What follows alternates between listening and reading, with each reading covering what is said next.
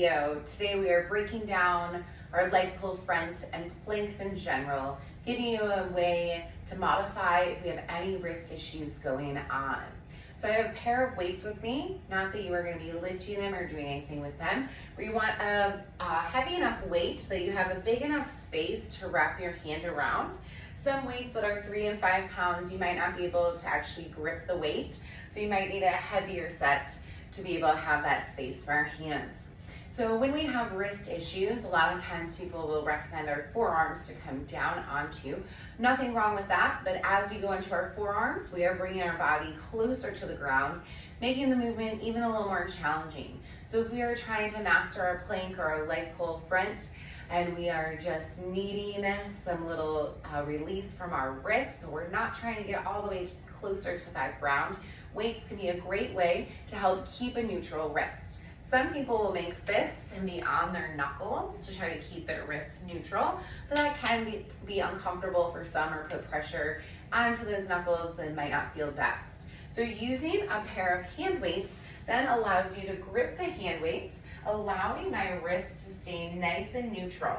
So my wrist is not going to be extending back or flexing forward if I shift too much. I'm going to keep that nice neutral wrist throughout the movement. So let's go ahead and bring it to that plank position to see our leg pull. So I'm going to have my hands on the hand weights. I need a nice neutral wrist, so my shoulders are right above my wrists. I'm going to extend one leg out at a time, flexing that foot and bringing that other foot to me.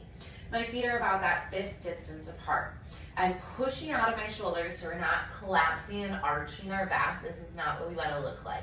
We want to pull our abs up and in, press out of our shoulders. Neck is neutral. Think of a straight line, head to heels, like you are a strong piece of steel. Once you have that foundation, we'll start building into the leg pull front. So we're going to point our toes, which will shift our shoulders over our wrists. And we're going to flex our feet to pull us back into our alignment. Movement is coming through my ankles as everything else is still and stable. Once you're feeling good with that part, you can come down, give your wrists, your hands a little shake. My wrists are fine. Just shaking it out. All right. And then you're going to return. Stack everything back up. Extend one leg out at a time. Hold it there. Now, I'm going to lift my right foot off in a flex foot position. I'm going to point all 10 toes, which will shift me forward. Flex on my foot, and then lower down. And then I flex, I point, I flex, and I point. You can build into it. Flex, point, flex twice, and lower, lift, point, flex, point, twice. And if we get into our final one, 3 times, we point, we flex. We point, we flex. We keep pushing out of our shoulders.